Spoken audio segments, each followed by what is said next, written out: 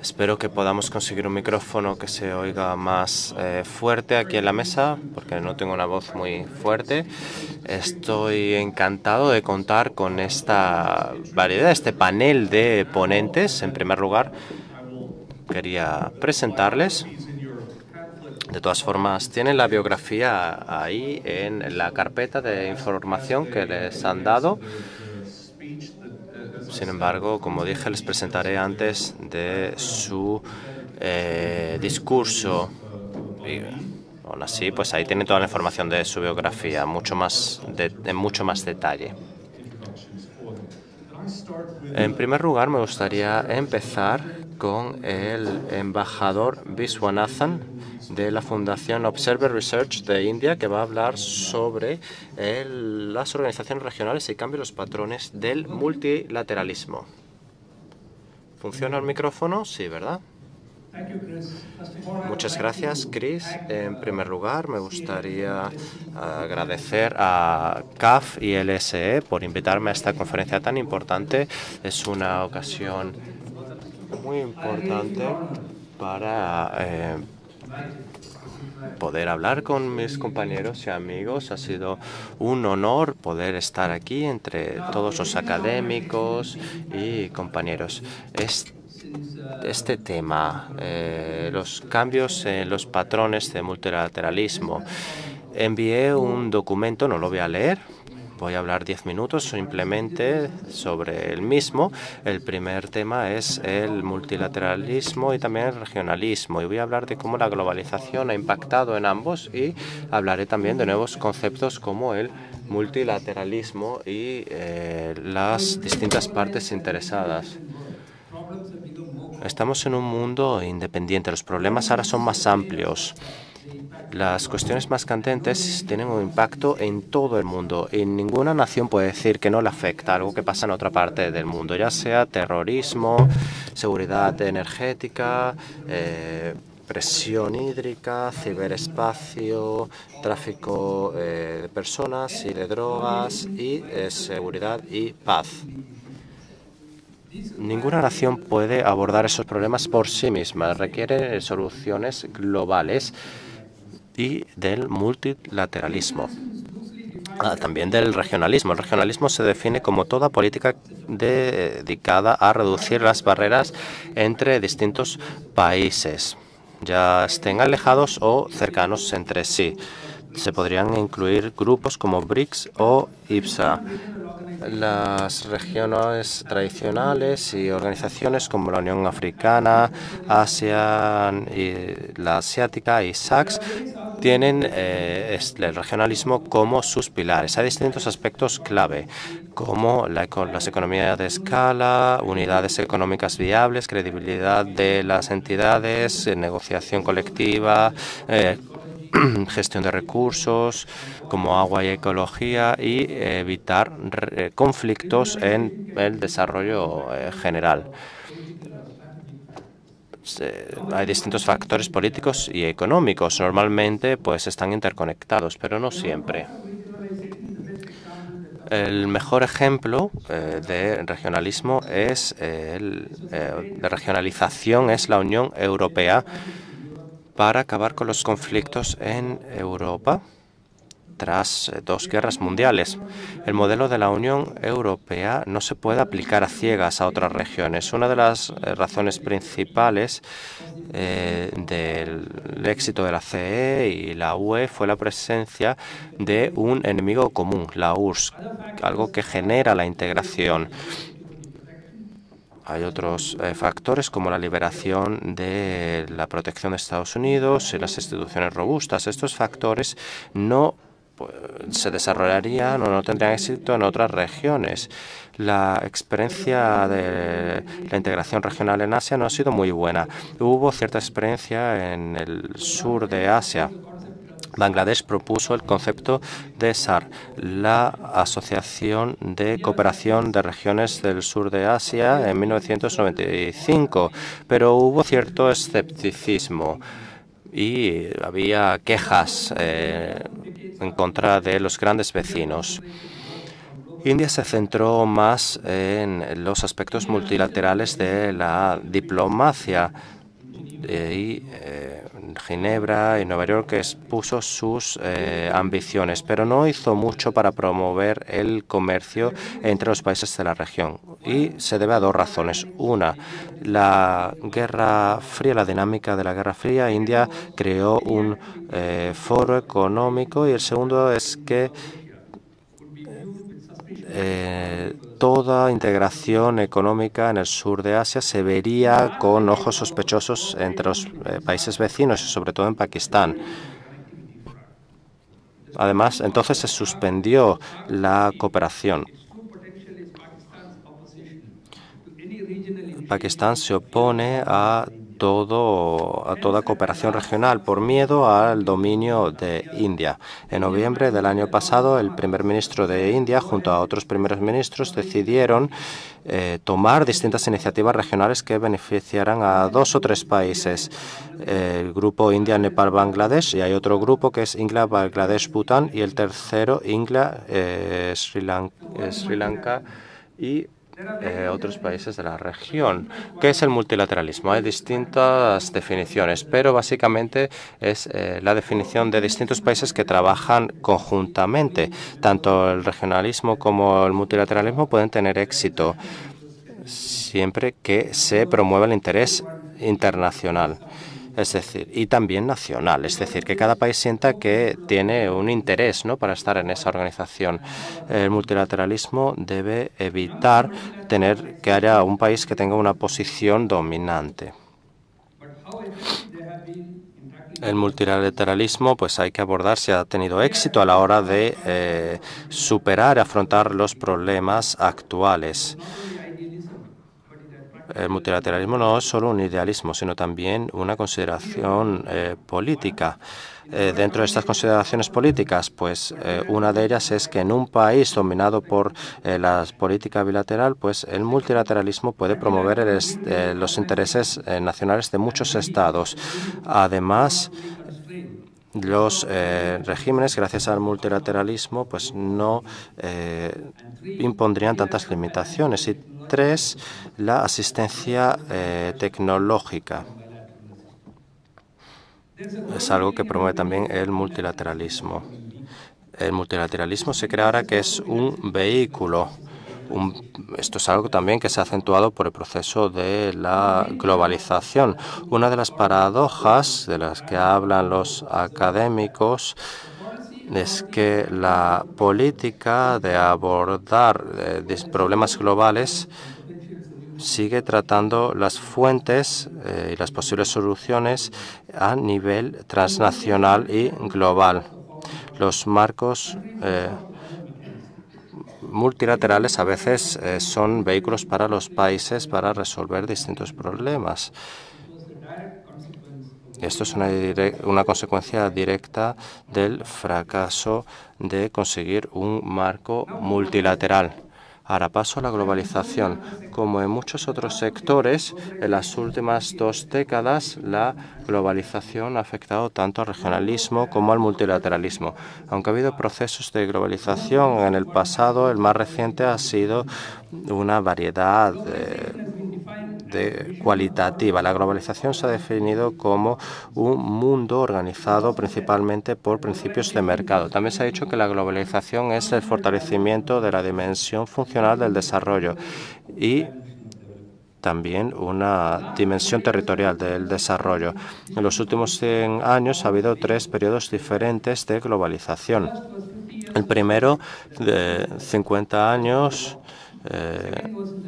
con la Primera Guerra, después en los 50-60 y el tercer periodo en los años 90, tras el fin de la Guerra Fría. En estos 3 periodos el comercio, las inversiones crecieron, hubo innovación en tecnología y comunicaciones, desigualdades entre los países también aumentaron.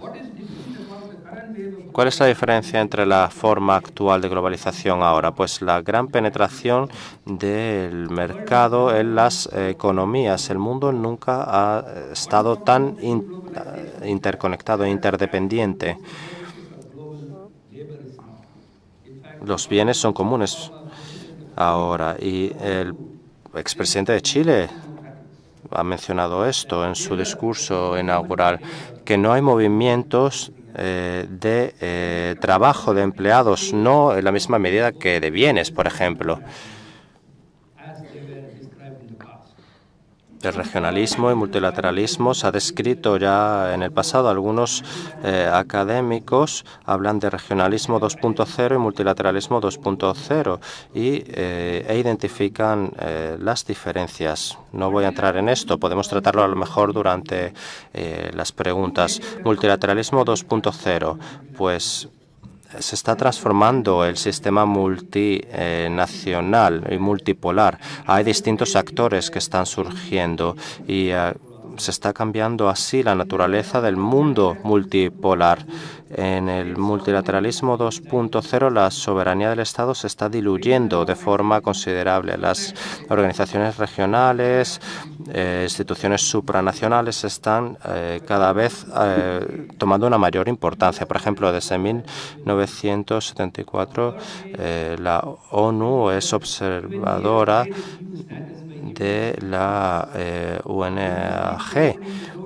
Entonces hay que abrir las puertas de organizaciones regionales también. Y si esto sucede, ¿qué sucederá con el principio de un país, un voto? Hasta ahora solo los Estados soberanos pueden ser miembros de la ONU, pero hay que recordar la Carta de la ONU en términos de las posibilidades de cooperación entre las organizaciones regionales. Entonces, ¿el regionalismo ayuda al multilateralismo?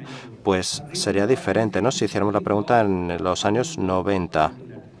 Porque antes eran obstáculos para el multilateralismo. En un mundo ideal sería mejor que las naciones se unieran en regiones y que después se crearan organizaciones multilaterales. Pero el mundo no es ideal. En muchas regiones hay contradicciones internas y los estados prefieren jugar las cartas regionales y multilaterales a la vez. Desde el punto de vista positivo, las organizaciones regionales hacen que los países participantes se unan y tengan un mayor entendimiento entre sí. Las organizaciones regionales son laboratorios para las negociaciones multilaterales. Además, hacen que los países tengan una opinión más relajada sobre la soberanía. Las organizaciones regionales también tienen una función principal y positiva en el multilateralismo, pero también hay aspectos negativos, como por ejemplo la discriminación. En el ámbito del comercio, el regionalismo conlleva a la diversión de comercio y no creación de comercio. Los enfoques estrictamente regionales pueden obstaculizar el multilateralismo. Sin embargo, dicho esto, cuando las organizaciones regionales hablan con una voz, han influido en las decisiones multilaterales. Por ejemplo, en la resolución de 1973 de la ONU sobre Libia, que habla sobre la opinión de la Unión Europea y la OCDE. El problema cuando estas regiones no hablan con una sola voz. Esto es un problema, ¿no? Y hay muchos casos en que hemos visto esto. En cuanto al plurilateralismo, pues hemos visto distintos casos, ¿no?, como BRICS. Hay muchas organizaciones, ¿no? No voy a entrar en detalle, solo para decir que todas estas organizaciones tienen una finalidad específica para abordar temas específicos. También son una reflexión de que el sistema multilateral basado en normas no está funcionando de una forma tan efectiva como debería. También está el concepto de actores múltiples. Y esto entra dentro de multilateralismo 2.0. Aquí hay agencias no gubernamentales como sector privado, ONG, sociedad civil, que participan en las conferencias junto con los representantes de los gobiernos. Esto se probó en la ciberconferencia de Brasil de 2014. En conclusión, me gustaría destacar los aspectos fundamentales del regionalismo y multilateralismo. En el contexto actual se está abordando de esta forma. Tanto el regionalismo y el multilateralismo son vehículos para abordar problemas de gobernanza local. Las instituciones para tratar con esta gobernanza se crearon hace más de 70 años con distintas circunstancias. Y claro, ahora surge la cuestión de que tras el proceso de la liberalización y el resurgir de nuevos poderes, pues hay quizás que cambiar las estructuras globales. Sin embargo, cuando surge este debate se reduce a un argumento muy simplista y es una pena porque en el mundo actual la realidad es que los mejores necesitan al resto y los restos necesitan a los mejores, porque es un mundo globalizado. La cuestión del compartimiento de fronteras es importante, pero hay que pensar si esto puede hacerse sin un compartimiento también de liderazgo. Me gustaría finalizar diciendo que lo ideal sería que las instituciones globales tendrían que tener tres equilibrios: el de representación para poder ser legítimas, el de poderes dentro de ese grupo y de responsabilidades. Creo que lo voy a dejar ahí y espero sus preguntas. Thank you. As I said before, Gracias. Como dije, voy a realizar presentaciones breves. Pueden leer el folleto donde tienen más información. Aquí tenemos ahora al profesor Song-Ying Pang, que va a hablar de China y el orden internacional liberal. Muchas gracias y gracias por invitarme a este acto tan importante. Voy a hablar de China. No voy a hablar solo de las relaciones de China como inversor, sino también me gustaría hablar de las interacciones y las interacciones futuras entre China y el orden mundial existente. El expresidente de Chile esta mañana ya ha mencionado un libro que habla sobre orden mundial. Entonces, me gustaría empezar diciendo lo siguiente.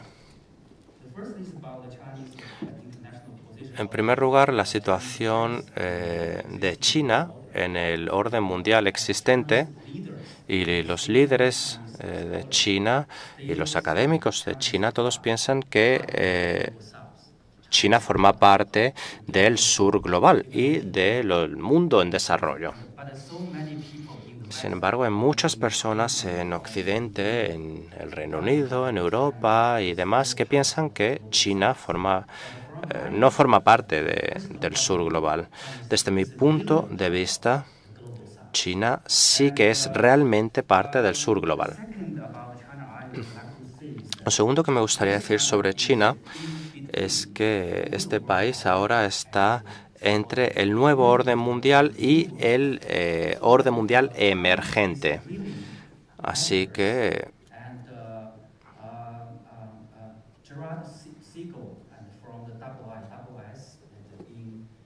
China ahora, pues, desde 1999 está adquiriendo una nueva importancia. Se publicó un artículo en este año en una revista en Nueva York y 10 años más tarde, o 15 años más tarde, en la actualidad, sabemos que China ahora sí que tiene una gran importancia.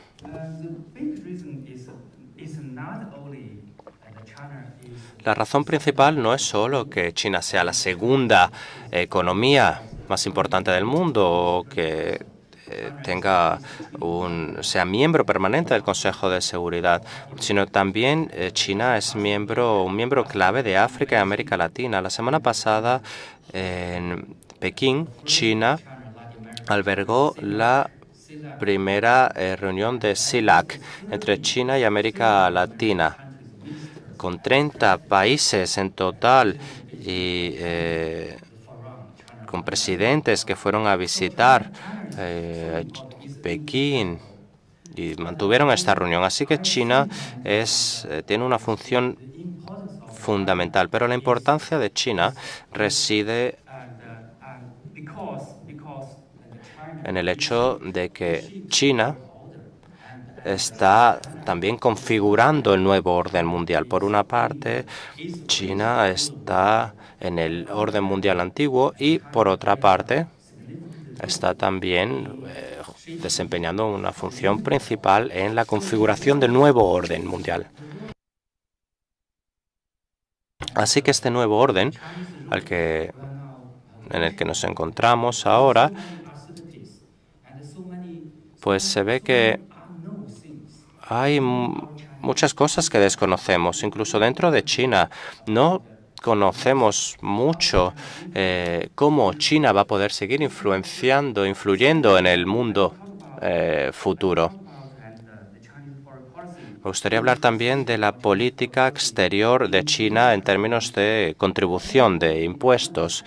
Pues todo el mundo sabe que China tiene el nuevo presidente, nuevos líderes, y también tiene un nuevo departamento anticorrupción con figuras políticas muy importantes que están tratando estos problemas tan importantes en China, la corrupción y la contaminación también. Son dos de los grandes problemas de China. Así, la política económica de China está en transacción. Está cambiando. Sin embargo, no sabemos qué dirección va a tomar la política exterior de China y el comercio en el futuro. Hace 2 años hablé con Yuka Kuko en CIPLI,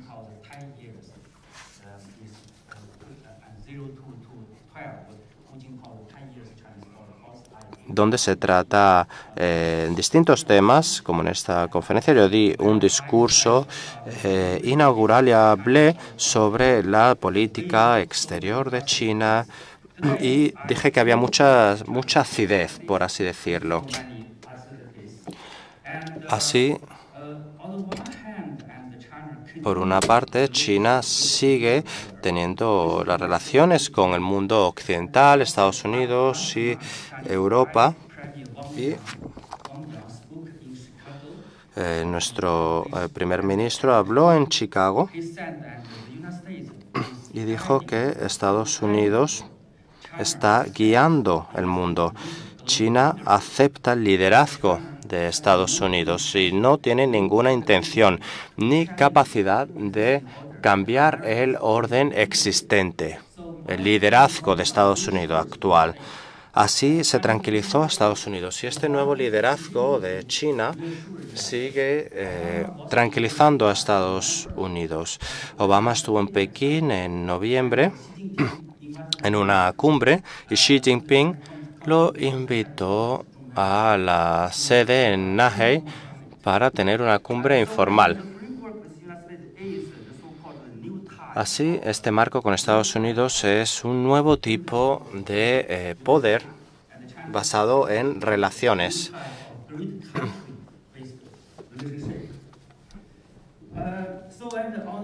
Así, por una parte, China sigue construyendo y creando relaciones en el mundo occidental liberal. China ha tomado numerosas acciones para promover un nuevo orden de liderazgo. China, por ejemplo, organizó una reunión Asia-Pacífico, así como otras reuniones de FTA con el sur de Corea y con Corea del Sur, perdón, y también China está negociando este tratado de inversión con Estados Unidos y con la Unión Europea. China está también presionando a las instituciones globales. Por ejemplo, el año pasado en Brisbane, en Australia, el presidente de China acudió a la cumbre del G20. Su equipo pues trabajó los objetivos de G20, ¿no? Que fueron el fortalecimiento de las instituciones globales. Y China apoya la reforma del FMI y otras instituciones financieras globales, como por ejemplo la Organización Mundial del Comercio, y también para trabajar con vistas al desarrollo de los objetivos del milenio en las Naciones Unidas y también en otras instituciones globales. Pero a su vez, China pues trabaja en distintas alternativas. Hay muchas personas fuera de China ahora que está tomando el ejemplo de China como una motivación. Hay muchos comercios que ven los desafíos en este orden mundial existente.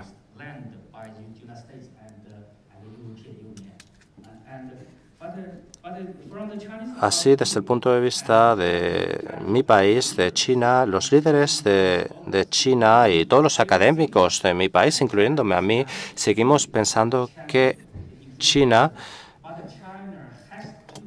no tiene un desafío ante el nuevo orden mundial. Sin embargo, tiene que reformar y cambiar su política exterior. ¿Qué quiere decir esto? Pues que su política exterior, a finales de la Guerra Fría, China llevó a cabo una reforma de su política y tras esto China abrió su política exterior, por así decirlo. Desde 1949, China llevó a cabo una serie de leyes para la política exterior y por esto ahora China pues busca una hegemonía a nivel regional e internacional. China también tiene una nueva política nuclear, según la cual China no puede utilizar armas nucleares. Esto es importante. Así, China no va a atacar, por así decirlo, bajo condiciones políticas a los países en desarrollo.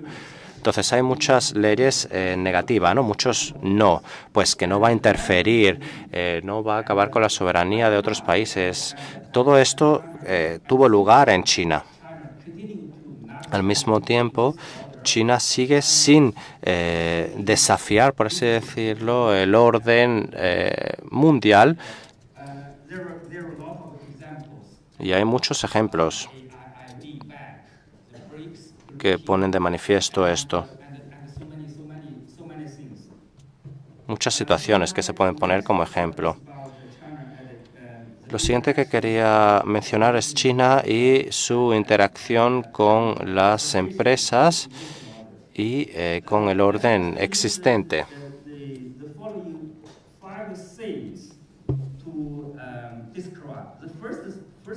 Voy a mencionar los siguientes elementos en relación con esto.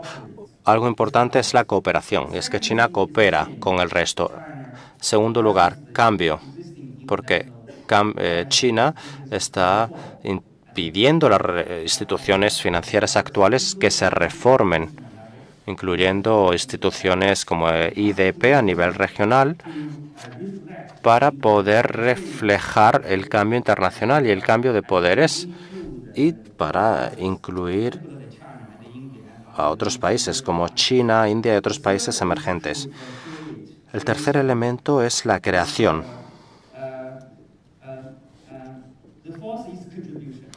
El cuarto elemento es la contribución. Y China no solo contribuye en términos de infraestructura, sino también en términos de soluciones. El año pasado, en Berlín, en Alemania, China acudió a una reunión para poder presentar soluciones globales. Es la primera vez que los líderes de China estaban hablando de gobernanza global y de cómo China podía contribuir a soluciones globales. China también estuvo en el Foro de Seguridad y Paz en África.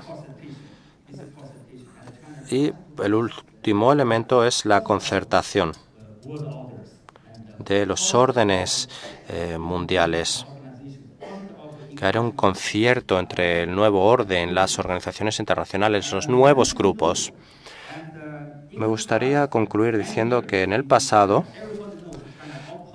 hace muchos años, todo el mundo sabe que China se opuso y criticó el orden existente organizado por Occidente y Estados Unidos.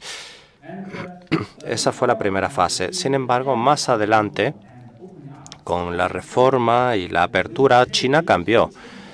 Hemos cambiado nuestra actitud y nuestras políticas y de este modo hemos participado en casi todas las instituciones gubernamentales globales. Esa es la segunda fase. Ahora China entra en una nueva fase. En esta, China ya no queda satisfecha con el lugar que ocupa en este orden existente. Quiere tener una función más importante en estas instituciones. Un ejemplo fundamental es el G20. El año que viene, en 2016, China albergará la cumbre del G20. Este año, pues, el país anfitrión será Turquía y el G20 es ejemplo del nuevo orden emergente y es un compromiso entre el orden antiguo y el nuevo orden. Además, hay que ver entonces si la presidencia de China pues nos va a llevar a una nueva versión de China dentro de este nuevo orden mundial. Gracias. Okay, if I can call upon Professor. Muy bien, ahora me gustaría ceder la palabra al señor Didier Oberti-Dabadan, antiguo ministro de Asuntos Exteriores de Uruguay. Va a hablar de la perspectiva de América Latina sobre multilateralismo. Gracias. Morning. Yo voy a hablar sobre Latinoamérica y el multilateralismo, por lo tanto lo voy a hacer en español, por cuanto creo que una visión latinoamericana en este ámbito bilingüe puede ser hecha en español. En primer lugar, quiero agradecer la invitación con la que he sido distinguido, tanto a la CAF, el Banco de Desarrollo de Latinoamérica, nuestro amigo Enrique García, y por cierto a esta prestigiosa universidad. El tiempo disponible, según me ha dicho aquí el jefe de la mesa, que es el que todo lo ordena, es limitado. Por lo tanto, voy a tratar de ser lo más sintético posible. Y voy a arrancar con una pregunta. ¿Existe una visión latinoamericana sobre el multilateralismo? ¿Existe? ¿O lo que hay son miradas? Porque una cosa es mirar hechos o circunstancias o decisiones o resoluciones y otra cosa es tener una visión, a general vision. It's a different thing. Por lo tanto, yo voy a tratar de construir con la paciencia de ustedes una mirada para luego ver si es posible o no llegar a establecer la posibilidad futura de una visión, desde una perspectiva. En primer lugar, cabe decir que América Latina está absolutamente envuelta, es very involved en el multilateralismo, absolutamente. Primero porque es miembro fundador de las Naciones Unidas, la gran mayoría de sus países.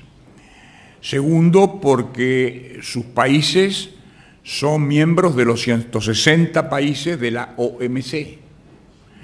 Tercero, porque 30 y tantos países de la región de América Latina son miembros de la OEA. Tenemos aquí hoy, nos honramos con la presencia del doctor Insulza, secretario general de la OEA, al que lo saludo especialmente.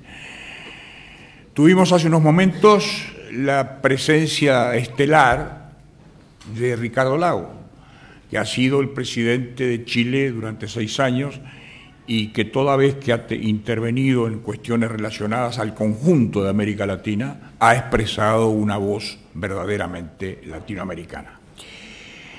Por lo tanto, tengo precedentes o antecedentes de la región que me permitirían comenzar con una afirmación preliminar. América Latina cree en el multilateralismo. Pero vayamos un poco más hacia el presente. Mirémonos hoy, mirémonos hacia adentro y mirémonos en el mundo exterior. Cuando nos miramos hacia adentro, vemos que hemos desarrollado mecanismos de integración. Tenemos varios mecanismos de integración, quizá demasiados mecanismos de integración. Hay, como yo suelo decir en mis clases, hay inflación institucional. Hay inflación institucional. Es decir, tenemos en lo económico, comercial fundamentalmente, la ALADI, en el caso ocurrente de los países que somos miembros del Mercosur, el Mercosur, los países que son miembros de la Comunidad Andina, la CAN, los países de América del Sur, la UNASUR, los países de América del Sur y otros que no son de América del Sur, más Caribe, la CELAE, y así seguimos.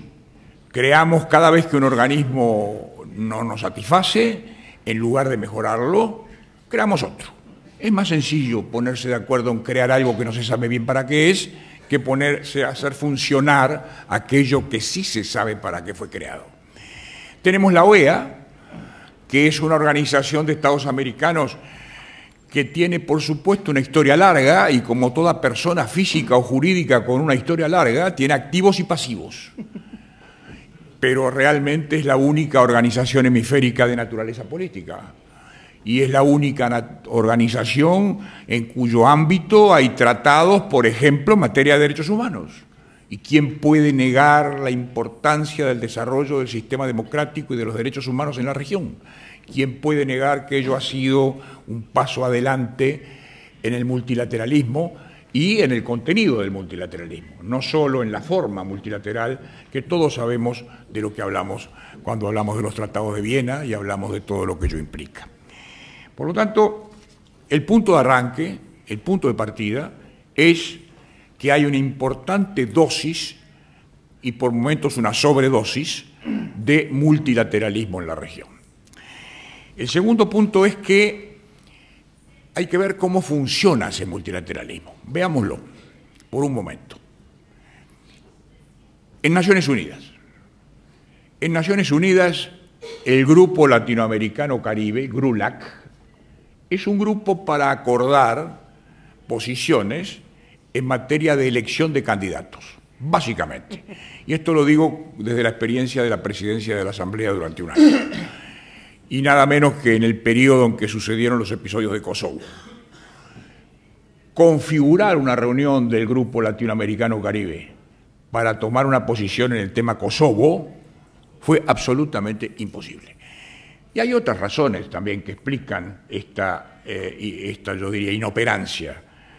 Una ausencia de relaciones, prácticamente de hecho, entre la Asamblea General de las Naciones Unidas y el Consejo de Seguridad.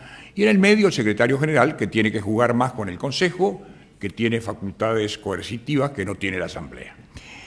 Por lo tanto, en Naciones Unidas podríamos decir que como grupo no tenemos mayor gravitación, Latinoamérica me refiero. Pero sí también tenemos que decir que su interés por la organización lo registra el hecho de estar presentando candidatos para el Consejo de Seguridad, lo cual de alguna manera demuestra que aún aceptando esa configuración asimétrica del Consejo de Seguridad, los países o países de América Latina quieren seguir participando. ¿Qué está pasando?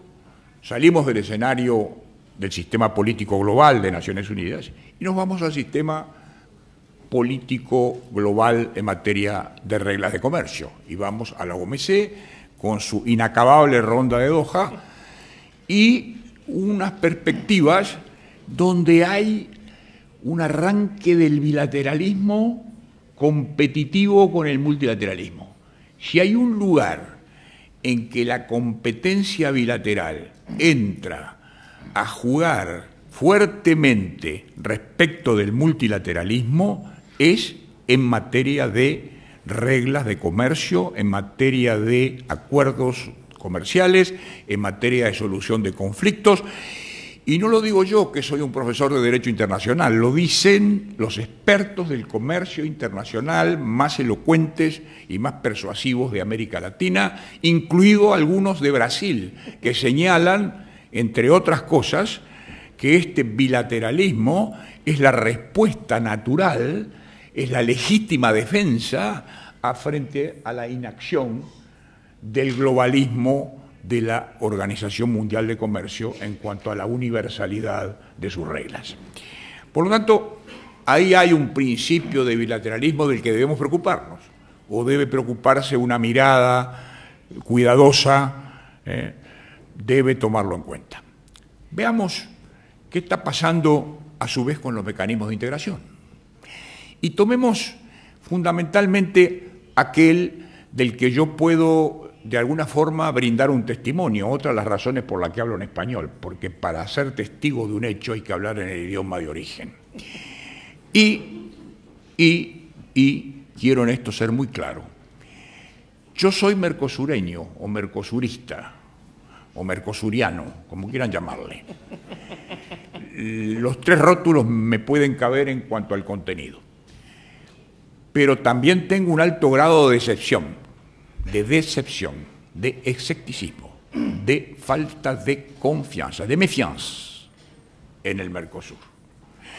Creado en el 91, perfeccionado en el 94, con un protocolo de solución de controversias en el 2003, con un Parlamento que es Parlamento, exclusivamente de parlare,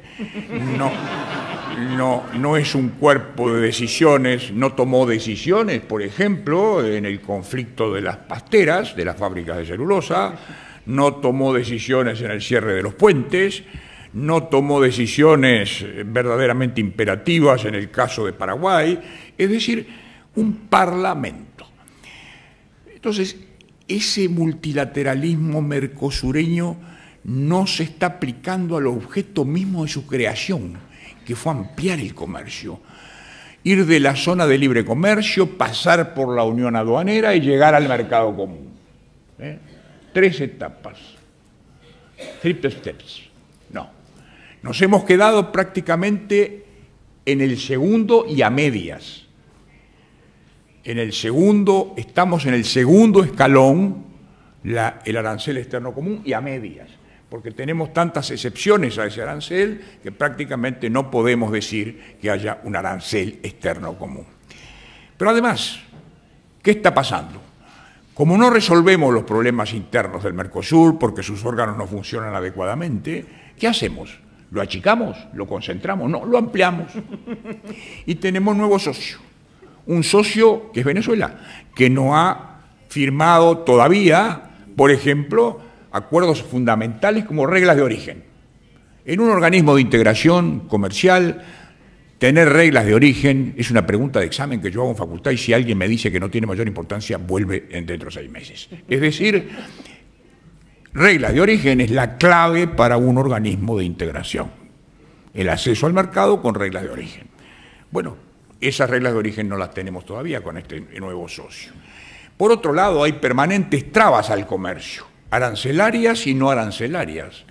Y hay además el abandono progresivo de la idea central que le diera origen al Mercosur, que fue la ampliación del mercado, extender el mercado, crear un mercado regional amplio, que facilitara el comercio intrarregional para desde él, mejorando la competitividad, lanzarse al mundo exterior con mejores posibilidades de inserción. Ese era el ABC de su creación. Hoy, en cambio, se ha ido convirtiendo en un mecanismo de reserva de mercado y en un mecanismo de restricciones al comercio exterior por la vía de trabas que tienen que ver con limitaciones proteccionistas, con cuotas, con fórmulas que no van en el sentido correcto de bajar el arancel externo común, sino que van en el sentido proteccionista. Y el sentido proteccionista es opuesto, es de opposite a libre comercio. Por lo tanto, el Mercosur, multilateral en su conformación, colegiado en su membresía, orgánicamente organizado con miembros con estados asimétricos, dos economías mayores, Brasil y Argentina, dos menores, Paraguay y Uruguay, y una quinta economía que todavía no está integrada plenamente. Entonces, puedo decir aquí en conciencia, sí, ya termino, puedo decir, es el problema terrible, viajar 18 horas de avión, venir y hablar 12 minutos, es difícil. Es decir, puedo afirmar entonces, con convicción, que América Latina cree en el multilateralismo, que lo practica el multilateralismo, que está verdaderamente, yo diría, sujeta a una idea central, o para América Latina el multilateralismo y el bilateralismo y el unilateralismo son coyunturales. Yo me inclino a pensar de que en este momento son coyunturales, y ya termino para su tranquilidad. Aquí quiero decir lo siguiente: los tiempos en política exterior, yo he sido 7 años ministro de Relaciones Exteriores y algo por ósmosis he aprendido. Los tiempos de política exterior no son los tiempos de los anuncios, no son los tiempos del momento, son tiempos de mayor distancia. Con la distancia que dan estos hechos y estas circunstancias, quizá ustedes puedan tener hoy una visión.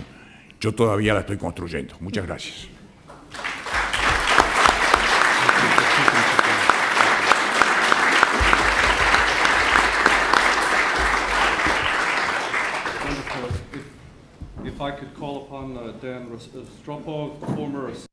Bueno, ahora cedo la palabra a Dan Restrepo, que fue asistente del antiguo presidente. Bueno, muy buenos días. Yo no he viajado tanto como 18 horas, pero intentaré ser breve. Igualmente, voy a tratar dos asuntos principales y voy a ofrecer también una publicación al final. La primera perspectiva, pues desde donde me siento yo y desde donde están ustedes. Creo que son asuntos que hay que tener en cuenta, ¿no? Sobre todo, pues me gustaría, en primer lugar, hablar de mi formación académica. Soy un profesional de políticas en Estados Unidos y utilizo esta formación en mi carrera profesional, ya que trabajo en este ámbito político, y me voy a centrar en los poderes emergentes y los desafíos. En primer lugar, pues en el hemisferio occidental y, en segundo lugar, pues desde un punto de vista geográfico. Crecí con multilateralismo, se hablaba de esto en mi casa. Crecí en Estados Unidos y no en Colombia, como podrían pensar por mi apellido. Fue porque mi padre trabajó en Washington para la Organización de Estados Interamericanos. Vino para trabajar 2 años y nunca volvió a casa. Así que el multilateralismo es parte de lo que yo soy y parte de mi experiencia de vida. En cuanto a las definiciones, pues me voy a unir a los ponentes anteriores para usar definiciones. Nunca he sido un gran fan, ¿no? Nunca me ha gustado la definición de Goldman Sachs de los poderes emergentes, de BRICS. Desde la perspectiva de Estados Unidos, hay que hablar de países como México, Indonesia, Turquía, Corea del Sur y otros países. Y utilizo México como razonamiento, y es que no ha habido una emergencia democrática y económica tan importante para Estados Unidos como México en los últimos 20 años. Si acaso, en términos de potencial, China por la emergencia comercial, pero México sigue evolucionando en su emerger. Todos los días tiene un impacto en Estados Unidos, tanto los desafíos como oportunidades. Así que en mi mundo el sur global empieza no más allá que en México. También me gustaría hablar de los desafíos que presentan las potencias emergentes a Estados Unidos y también las oportunidades. Y hablando de desafíos, pues es importante mencionar no solo los existentes para Estados Unidos, sino para también todo el mundo en sí, cómo se interactúa y, dentro de lo que le voy a hablar, pues la interacción con Estados Unidos. En mi publicación se hablan de los 4 poderes emergentes y la dinámica con Estados Unidos, pues no puede ser mejor de la que es en la actualidad en Estados Unidos. Hablaré de esto más tarde. Ahora, hablando de los desafíos emergentes para Estados Unidos, es importante reconocer que la falta de polos, la apolaridad, como mencionó el señor Lagos, pues ha influido enormemente en la mentalidad de Estados Unidos, sobre todo en el ámbito político. Es un concepto muy molesto para la esfera política de Estados Unidos, ya que el pensar, ¿no?, que vivimos en un mundo apolar o multipolar, muchas personas del gobierno no van a decir lo que yo estoy diciendo ahora. Yo tengo la suerte de que ahora mismo no estoy en el gobierno y puedo decirlo. Y hay una excepción que mencionaré más adelante en mi publicación. Y tiene sentido, ¿no? Pensemos en el contexto, los académicos, las experiencias culturales de las políticas en Estados Unidos, con una excepción, quizás sepan de quién estoy hablando, pero la mayoría de estas personas crecieron durante la Guerra Fría.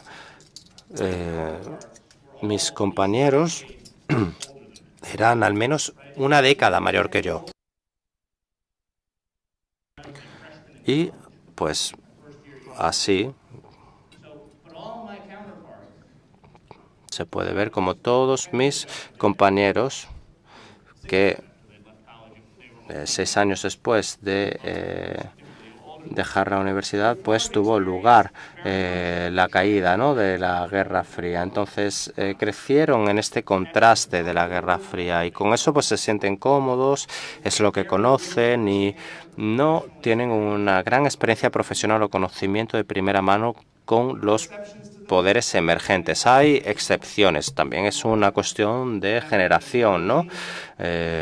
Hay generaciones emergentes, élites en Estados Unidos que tienen una mayor experiencia de primera mano porque tengan a lo mejor vínculos familiares con estas potencias emergentes o tengan experiencias experimentales que todavía no se ha reflejado a nivel de política o de organizaciones en Estados Unidos. En el mundo económico tenemos una mayor conexión con las economías emergentes y en la realidad las realidades económicas y culturales, pues hay más unión, ¿no?, que la política en estas élites. Entonces, si las personas encargadas de tomar decisiones no están preparadas para abordar esta nueva realidad, pues ya se pueden imaginar, ¿no?, lo que puede suceder. Les voy a dar un ejemplo. Yo fui responsable de organizar la visita estatal del presidente Calderón de México a Estados Unidos y pues todas las organizaciones que tenían algo que ver con México y las relaciones con Estados Unidos, pues también acudieron a la visita.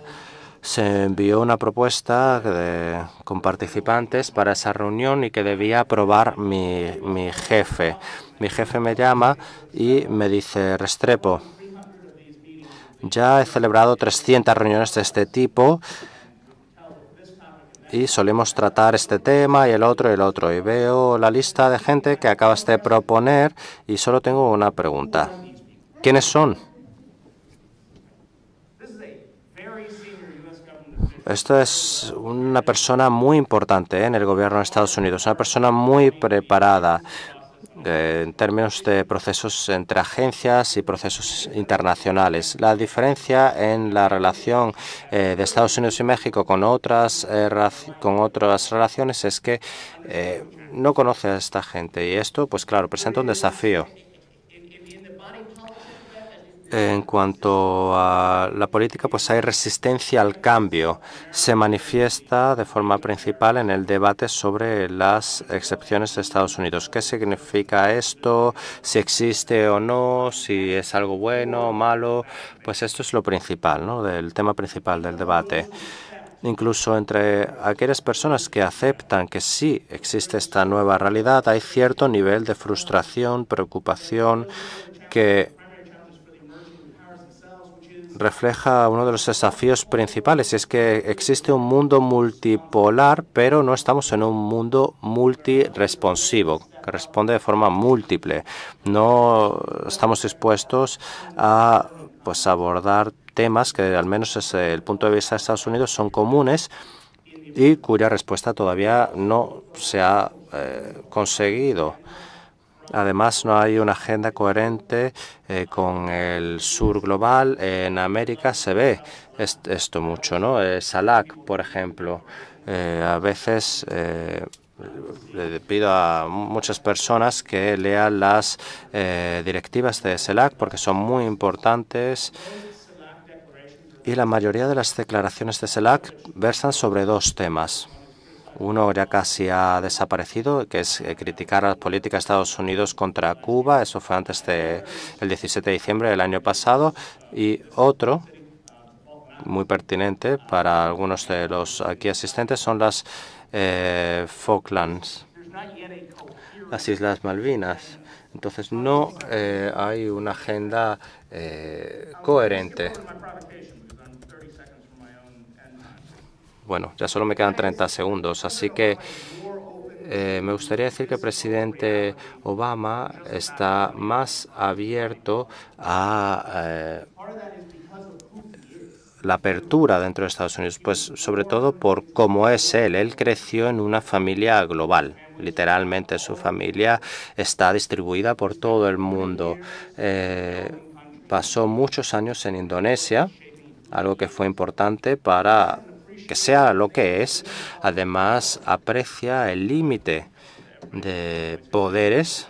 Habría que leer el libro de Naim Moises, The End of Power. Entonces, él está a favor del límite de los poderes de Estados Unidos. Y esto ha creado una gran oportunidad para los poderes emergentes que han aceptado el G20 y que apoyan al G20 y la reforma de las instituciones, aunque nuestro Congreso todavía está muy por detrás de todo esto, debido una vez más a la mentalidad que limita la capacidad de las personas para comprender el mundo tal y como es en la actualidad y cómo va a avanzar. Y también el debate sobre las drogas y la aceptación de un nuevo orden para comerciar. Fuimos a Cartagena y normalmente Estados Unidos iría allí a hablar sobre la necesidad de volver a abordar este problema y se solía decir, pues no hablemos de esto. Así, nuestra opinión con el presidente Obama fue que deberíamos entrar en un debate. A lo mejor tenemos una opinión opuesta, pero es importante debatirla. Hay otros tantos ejemplos de este tipo de apertura, ¿no? De nuevas formaciones. Desde 2009 he tenido el privilegio de participar en grandes preparaciones, conferencias y reuniones con el señor Obama. Por ejemplo, reuniones con UNASUR. El presidente Chávez le dio al presidente Obama un libro. Es lo único que todo el mundo recuerda de esa reunión. Pero bueno, se dijo que no había problema, que no veíamos que existiera afiliaciones subregionales ni amenazas, y que no son amenazas para Estados Unidos estas organizaciones. Quizás podemos cooperar de una forma más efectiva entre nosotros, y la administración de Obama, desde luego, no va a ser un impedimento para esa cooperación. A lo mejor en otros gobiernos de Estados Unidos, pues sí, pero se está realizando esta apertura, esta nueva dinámica. Esto es real y creo que aún nos quedan 2 años para poder seguir aprovechándola, en el sentido de aprovechar la evolución de las instituciones globales y una nueva forma de comerciar, porque independientemente de las siguientes elecciones en Estados Unidos, el presidente de este país pues no va a sentirse tan cómodo con esta situación, este dinamismo, como el presidente Obama, independientemente del resultado de las elecciones. Porque si vemos los actores en la parte republicana y la demócrata, pues todos tienen una opinión diversa, ¿no? Y de que no se sienten tan cómodos con la emergencia de nuevos poderes y esta nueva dinámica de poderes en las relaciones internacionales. Se lo voy a dejar ahí.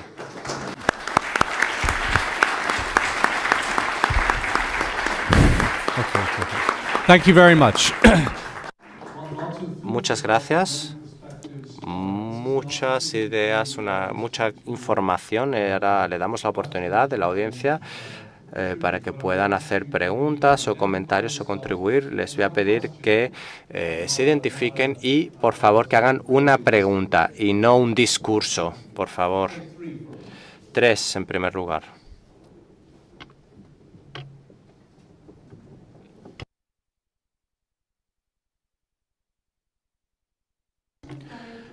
Tengo una pregunta para el panel en general. Soy Shanar Musharraf, soy estudiante de LSE de esta universidad. Aquí se ha hablado en LSE en numerosas ocasiones de que es un mundo multipolar tras la era posguerra, ¿no? Y tras la hegemonía de Estados Unidos, que está en declive debido a cambios internos y externos. Pero en este mundo, con esta multipolaridad, ¿acaso habrá una regionalización de los poderes? ¿O cómo va a emerger el nuevo orden con cierto grado de estabilidad? Porque, claro, va a haber cierto caos, ¿no? Evidentemente, siempre que hay un conflicto de poderes. Las Naciones Unidas en sí no es tanto una agencia de mantenimiento de la paz, pero ¿quién va a tomar la responsabilidad de crear esta armonía en la estructura de gobernanza global dentro de estas naciones? ¿Hay algunas preguntas adicionales relacionadas con esta? No todos a la vez, ¿eh? Bueno, vamos a empezar con esta pregunta que iba dirigida al panel en general. Tiene un comentario, ¿no? ¿Un comentario relacionado con esta pregunta o...?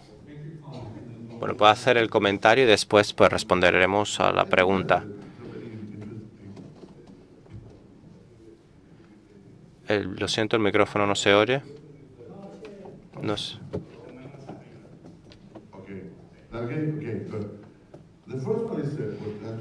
Bueno, en primer lugar, pues está relacionado con la integración de América Latina. Estoy de acuerdo con todo lo que ha dicho el señor Operti, con la falta de normas, de instituciones, de toma de decisiones supranacionales, la resolución de problemas y los tribunales que pueden tratar con los problemas y demás. Entonces, pues esta es la primera parte, ¿no? En la segunda parte, pues no estoy tan seguro de que entendamos, no sé si ustedes lo hacen, pero la mayoría de la gente no entiende la lógica que existe también en las políticas de América Latina. En mi opinión, está más relacionado con la creación de Mercosur o UNASUR y con la lucha entre México y Brasil. La lucha bajo la mesa. Y tras Mercosur se creó algo nuevo, UNASUR, solo para los países de Sudamérica, sin observadores, para así proteger a México, para que pueda aumentar el tamaño del Grupo Río con Cuba y el Caribe, y que Brasil cree el CELAC. Entonces, yo decía que el CELAC pues era simplemente pues como un matrimonio entre México y Brasil en este contexto y que no iba a desempeñar una función importante. Y lo tercero que me gustaría mencionar es que Esto sucede también en momentos históricos en América Latina, donde no se está satisfecho con las relaciones con el norte. Esto ya sucedió en los años 70 con la creación de CELA.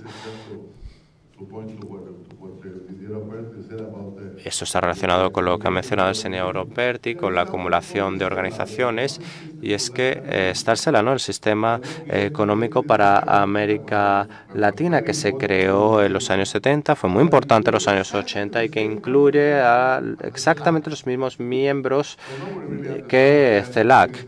Entonces, no sé por qué tiene que haber existir CELAC, que creo que está en Caracas, además. Fue más fácil convertirlo en algo como un secretariado, pero esto tiene lugar en un momento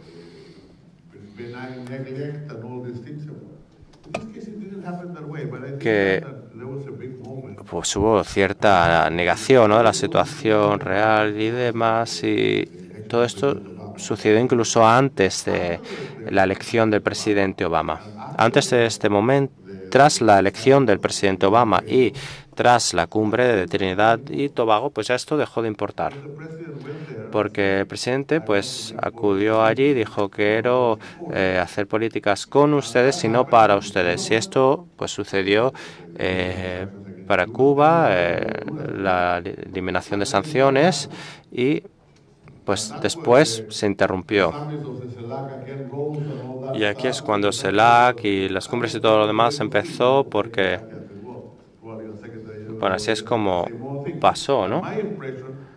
Mi impresión es que hubo ahí un punto de ruptura entre la dinámica que se inició en los años iniciales con el presidente Obama, y estuvo usted presente, y años después, ¿no?, cuando Estados Unidos pues se centra en otros actores del mundo y no en América Latina. Tendremos más oportunidades para añadir, comentar esto y demás. Question for Dan. If you could elaborate a little more in the issue of U.S.-Cuba, and how do you think this is going to develop in the next months, and the implications for the relation of U.S. with Latin America? Okay, good.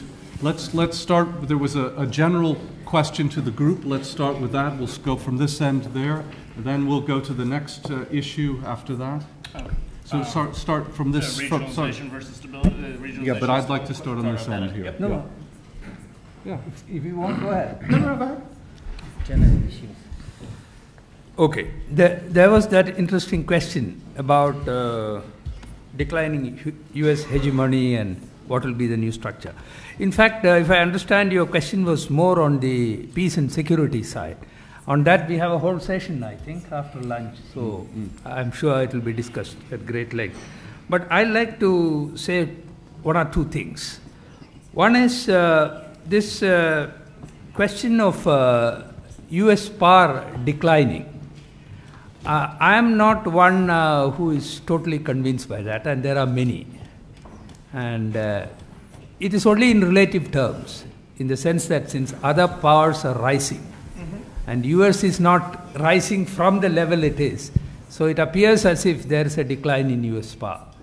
But in many ways, in fact, US is bouncing back with its economy, and on top of that, oil prices are dropping, the shale oil revolution, etc., etc.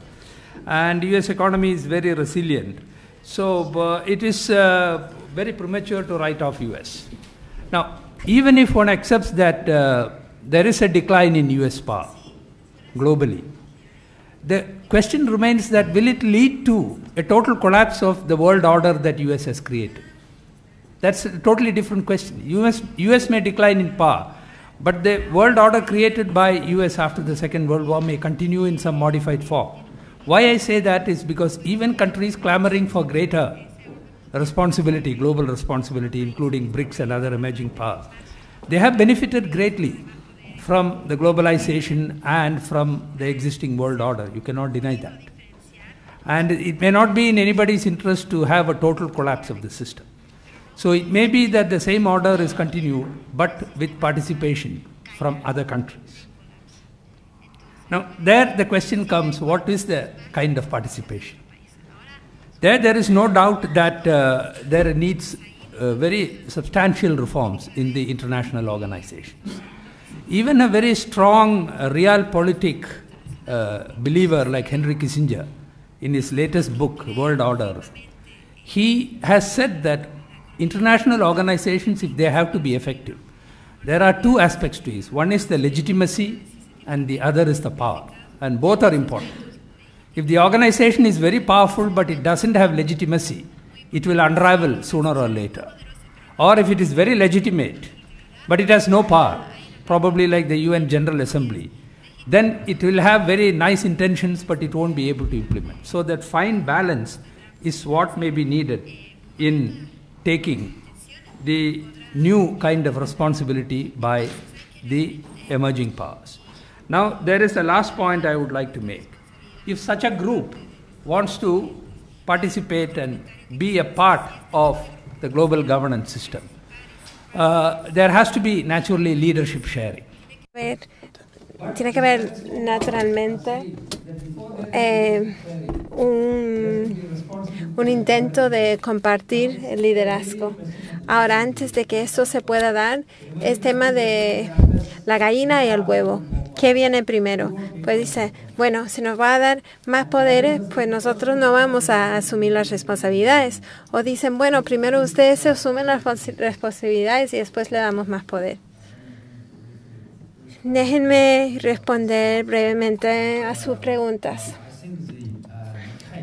Yo creo que la clave o lo fundamental aquí no es la transferencia de poderes aquí, porque es algo tradicional y muy centrado en el oeste, este argumento entre la transferencia de poder y cambios y patrones de cambio.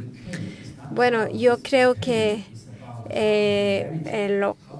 el tema fundamental no se trata de esto, sino de cómo manejar y cómo gestionar esos cambios, porque ahora China y los otros que salen en cuanto a gestionar retos de seguridad y economía, eso va a ser donde juzgamos las emergencias. Entonces, las instituciones multilaterales y de integración regional no bastan, no son lo suficientemente buenos para poder gestionar los nuevos retos. Y entonces, ahora China quiere innovar y reinventar este tipo de cosas. Estamos hablando del auge de Asia, de India, de China, de México, de Brasil y de otros poderes emergentes. Esto no basta, esto no es una solución. Nosotros tenemos que hablar de cómo innovar las soluciones existentes y a la vez crear nuevas soluciones. Y el presidente Xi Jinping y la oficina de Xi Jinping tienen un solo camino, el llamado camino de seda, que usa como metáfora para promover integración local y regional como red. Y China quisiera de esta manera contribuir al avance público mundial, pero hay universidades, catedráticos que dicen, mira, China está emergiendo como líder, pero Robert Solid, el secretario adjunto de Estados Unidos y el gobernador del Banco Mundial propusieron que China debería de ser una parte interesante y responsable, pero 10 años después China tiene que cobrar la apariencia de esta parte interesante, factible para crear todos los bienes mundiales, pero esto va en contra o entra a desafiar el orden mundial existente. Entonces, estos son elementos tan ideológicos que yo creo que no nos basta las maneras antiguas, tradicionales que tenemos para resolver las crisis nuevas. ¿Qué hay que hacer? Pues yo no lo sé, pero realmente tenemos que gestionar relaciones con Estados Unidos, con países asiáticos, con otros países emergentes. BRICS es un marco nuevo. India propone que el Banco de los BRICS debería de llamarse el nuevo Banco de Desarrollo. Pero ¿cuál es el nuevo desarrollo? Sabemos muy poco sobre lo nuevo. Entonces, eso es un reto geopolítico y geoeconómico. Hay tantísimos cambios, pero al mismo tiempo vemos que ofrece muy poca solución. Esa es mi respuesta. ¿Usted quería agregar algo? Brevemente, 2 puntualizaciones. Si Cuba regresa a la OEA, tiene que hacerse parte de la Carta Democrática Interamericana. No puede ignorar que el 11 de septiembre del 2001, en Lima, en el mismo momento en que se producía el ataque a las Torres Gemelas, se firmaba la Carta Democrática Interamericana. Para ser miembro de la OEA hay que tener un sistema político democrático. Primera cuestión que creo que hay que tomar en cuenta. No es un proceso automático, es un proceso condicionado. Y una pequeña puntualización más. Cuando hablamos del multilateralismo de los estados, y nos olvidamos de uno muy importante, al que yo tenía destinada varias páginas en mi preparación, el multilateralismo privado, el de las cadenas de valor, el de las cadenas de producción, que se produce naturalmente, que surge sin necesidad de ninguna gestión diplomática o política o institucional. Surge por la fuerza de un sistema de producción internacionalizado, multilateral per se. En una economía globalizada es natural que en un lugar se diseñe, en otro se construya la pieza, en otro se integre esa pieza a un automóvil y que ese automóvil sea distribuido en el mundo bajo una marca determinada por los dealers que representan la marca. Ese es el mundo real. Y esa es una parte de la respuesta a la pregunta de qué se puede hacer para cambiar el multilateralismo ineficiente. Darle ingreso en las organizaciones internacionales con un sentido realista, porque ya no está solo en juego la paz y la seguridad, sino que está en juego el progreso, darle injerencia, pero con mayores poderes y competencia a los organismos de integración privada o público-privada.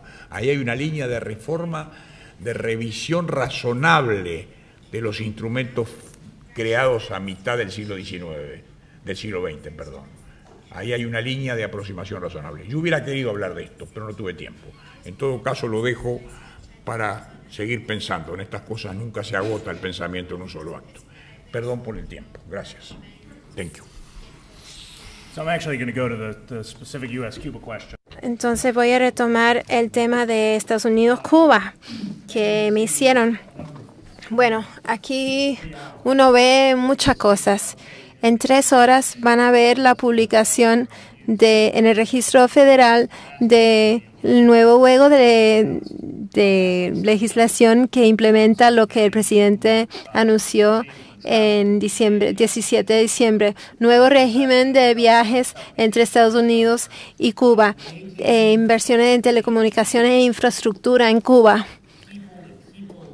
hacer que la interacción a nivel persona y a nivel comercio sea tan normal como pueda llegar a ser bajo la ley estadounidense. ¿Qué quiero decir con eso? Bajo la ley de Estados Unidos, el embargo, es decir, las sanciones principales económicas que mantiene contra Estados Unidos son una función de la ley. No es algo que el presidente de Estados Unidos pueda deshacerse de este encargo de un día al otro. De aquí 3 horas se habrán deshecho de todo lo que puedan hacer por medio de la acción ejecutiva. Pero ya verán que un oficial de más alto rango que va a visitar Cuba desde antes de la Revolución Cubana, ir a Cuba para hablar de migración, charla de migración, pero también charla para restablecer las relaciones diplomáticas, formalizar ese proceso. Todas esas cosas lo van a ver cobrando ya su ritmo. Y yo creo que ahora la puerta de la embajada estadounidense en Cuba va a volver a abrir. Van a cambiar los paneles que habían puesto para cerrar eso y van a ponerlo abierto de nuevo. No es como dijo el senador Marco Rubio que van a porque realmente impedir que se financie una embajada demuestra una falta de conocimiento de cómo pueda pasar eso. Estados Unidos tiene, si no el más grande, entonces la segunda misión más grande diplomática en Havana, con 300 o más personas que trabajan ahí. Entonces van a cambiarle el panel de la puerta, básicamente. Habrá complicaciones en confirmar un embajador a ese puesto. Claro, porque 2 cosas. No será quizás tan complicado como la gente lo haya pintado, porque hay gente como senador Rubio, senador Meléndez, que tratan con toda su fuerza de resistir este cambio y van a encontrarse en la situación incómoda de haber votado para confirmar embajadores de Estados Unidos a China y otros sitios que no son precisamente paradigmas de orden democrática, pero luego se le va a criticar porque obviamente ya no estarán tratando a Cuba diferente, o sea, eso ya no va a colar. Lo que pasó el 17 de diciembre en los anuncios que se hizo era cambiar esta conversación política que se ha entablado hasta ahora entre Estados Unidos y Cuba. La conversación sobre Cuba siempre ha sido una conversación muy estrecha, muy limitada. Y por lo mismo estaba sujeto a ser controlado por gente que realmente creía en lo que era su convicción política, pero no tenía la fuerza de cifra o de numerosas personas que pensaban igual. Entonces ahora las cosas ya no podrán seguir así, porque ya que hay oportunidades económicas que se perciben, yo no lo veo. Es una economía muy pequeña y muy disfuncional, no por la política estadounidense, sino por la política económica cubana. En fin, las posibilidades económicas son pequeñas, pero los que la ven van a empezar a presionar el Congreso para que cambie la ley, la legislación estadounidense. Una cosa muy importante que hay que realmente estar mirando en la dinámica entre la política de Estados Unidos y Cuba es si los líderes electos en la región, los jefes de gobierno encuentran la oportunidad y el coraje de empezar a hablar de la importancia de derechos humanos, sociedad civil, democracia en Cuba. La cantidad de veces que me dijeron a mí, tras puertas cerradas, a mí muy amigos muy cercanos, vecinos, que era imposible tocar esos temas debido a la política de Estados Unidos. Pero ahora que Estados Unidos ha hecho lo que ha hecho, hay mucha expectativa a niveles muy elevados del gobierno estadounidense que vaya a haber alguien que esté dispuesto a alzar la voz.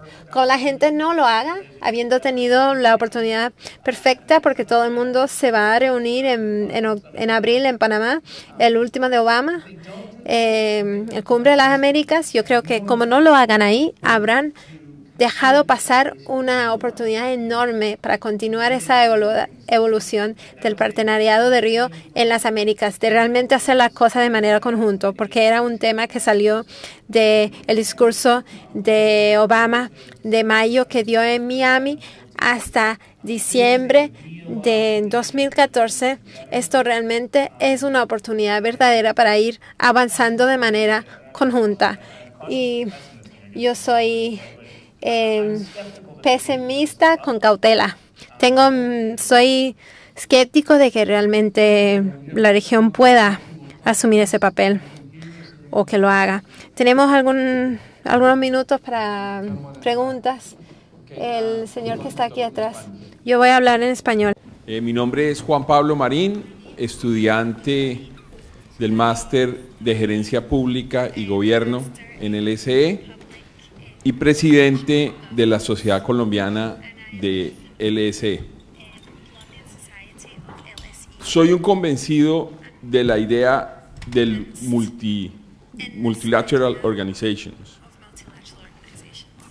Y una de las frases que se dijo acá es, esto es, el tema de relaciones internacionales es a largo plazo y en consecuencia debe haber relevos generacionales y formación de personas que estén metidas en la idea.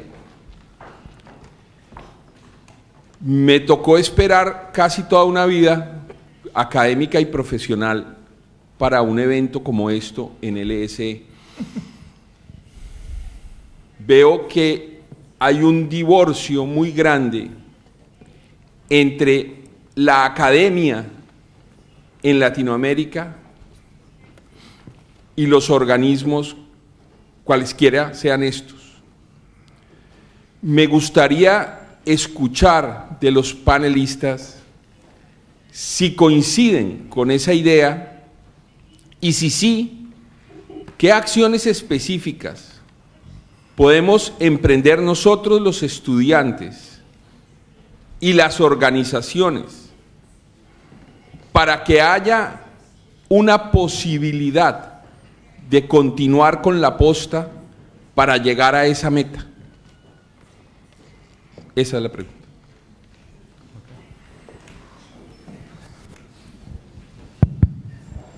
Thank you. I'm Alex Mejía. Gracias, yo soy Alex Mejía, soy director de programa de la ONU basado en Ginebra. Mi pregunta es muy específica. La parte de multilateralismo que se supone que la ONU tiene que realmente coger como su tarea, yo estoy de acuerdo que tiene que haber legitimidad, pero también poder. Pero nosotros todos estamos de acuerdo que la ONU tiene legitimidad, pero poder dentro de la ONU no es necesariamente lo ideal, porque los objetivos de sostenibilidad y todo lo que se tiene que cumplir en estos meses venideros, ¿esto es factible? ¿Alguien puede decirme cómo ven esta transición? Porque lo apreciaría mucho. Vamos a empezar por este lado. Brevemente sobre ese punto, una de las cosas que yo salté en cuanto a las oportunidades, yo creo que los objetivos de desarrollo más allá del 2015 son una oportunidad verdadera para colaboración entre el mundo emergente y el mundo desarrollado. La gente da la talla, llegará a hacerlo hasta de aquí a finales de septiembre, pues no lo sé todavía. Es importante que se mantenga esta presión a través de la sociedad civil, los académicos y los procesos políticos en todos los sitios claves para realmente asegurarnos de que lleguemos a un juego de objetivos de desarrollo más allá del 2015, donde la ONU pueda y debe jugar un papel importante. Aquí también hay un problema de la academia en los Estados Unidos sobre Latinoamérica también, que quiero comentar un segundo, que la academia sobre Latinoamérica en los Estados Unidos está por lo menos 20 años retrasada. y está creando gente y está creando más académicos que francamente no están viviendo en la realidad que existe en la región, que no entienden la realidad de la región y que vienen de un momento en la historia, están más o menos congelados en un momento de la historia, de mucha división ideológica, francamente, del mismo problema que yo hablé sobre el élite político y política pública estadounidense. Están demasiado enfocados en esa realidad. Creo que hay dos maneras de superar eso y también trabajar los temas que mencionó. Uno son los intercambios académicos. Uno es que estudiantes salgan de sus países, ya lo has hecho, salgan de sus países a educarse, pero en ambas direcciones. El presidente Obama ha impulsado, yo estaba trabajando con él cuando lo empezamos, una meta para aumentar los intercambios educativos entre los Estados Unidos y los demás países de las Américas, y digo los demás porque los Estados Unidos es un país de las Américas, tiene la tercera población hispana en el mundo, la tercera economía hispana en el mundo, que estudiantes de los Estados Unidos vayan a la región para estudiar y que de la región vengan a los Estados Unidos a estudiar. Corto plazo, mediano plazo, largo plazo. Eso francamente va a cambiar la academia y obviamente va a cambiar la experiencia de esos estudiantes. Creo que eso es lo más clave de esto y francamente los gobiernos de la región se están dando cuenta de eso. Están empezando a impulsar proyectos similares, lo hemos visto en Brasil, lo hemos visto en México, lo hemos visto en Colombia, donde están poniendo recursos del Estado para promover esos intercambios que son súper importantes para cambiar no solamente las vidas de esos estudiantes, sino también la academia en sí. Y creo que esos estudiantes, cuando vuelven a sus países, tienen una responsabilidad profunda de seguir impulsando eso, de seguir diciendo el cambio que se hizo y haciendo todo lo posible para capacitar las instituciones en ambas direcciones para continuar esos intercambios.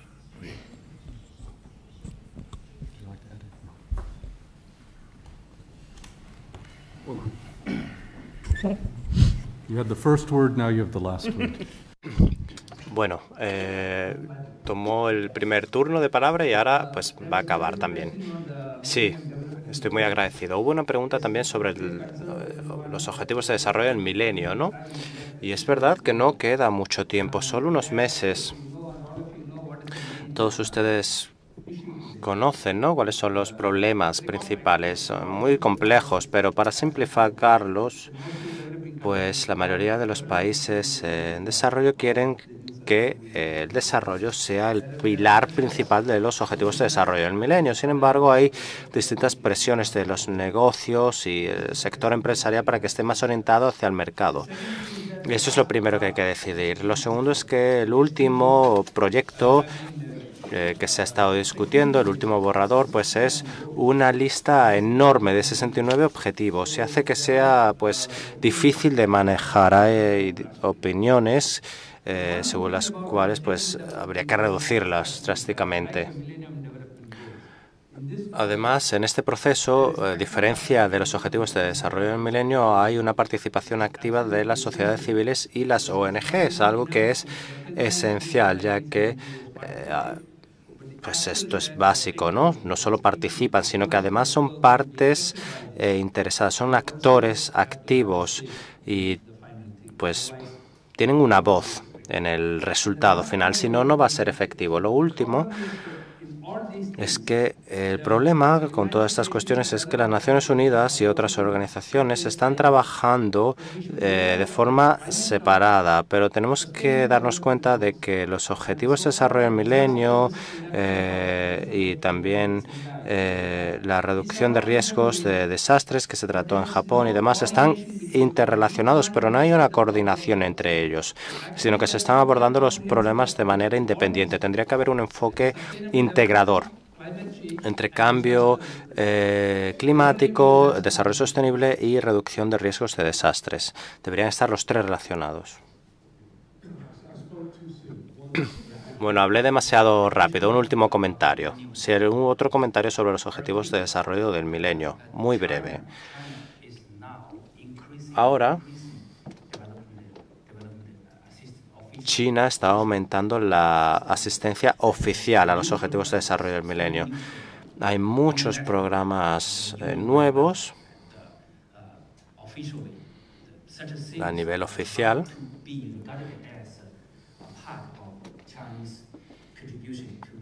y esto es algo que se puede considerar como una colaboración de China a los objetivos de desarrollo del milenio. Así que se está armonizando las instituciones internacionales y China.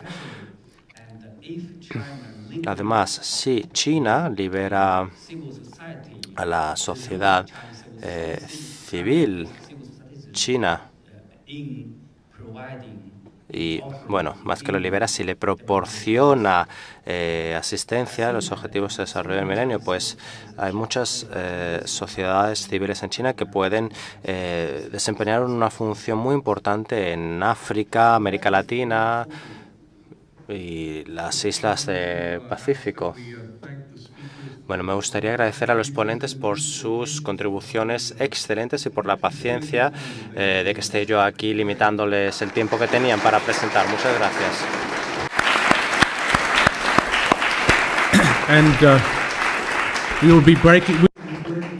Realizamos ahora una pausa para el almuerzo y volvemos a las 2 de la tarde. Gracias.